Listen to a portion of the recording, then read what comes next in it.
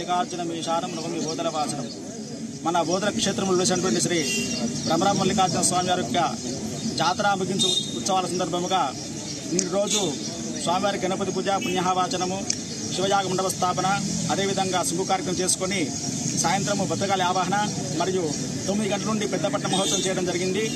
11 గంటలకు రాత్రి అగ్నిగుండ ప్రజ్వలన, మరి ఈరోజు ఉదయాత్పూర్వం 5 గంటల నుండి అగ్నిగుండములు దాట కార్యక్రమం అత్యంత వైభవంగా చేయడం జరిగింది. ఇట్టి కార్యక్రమంలో భక్తులందరూ కూడా అధికంగా పాల్గొని స్వామివారి కృపకు పాత్రులైనారు.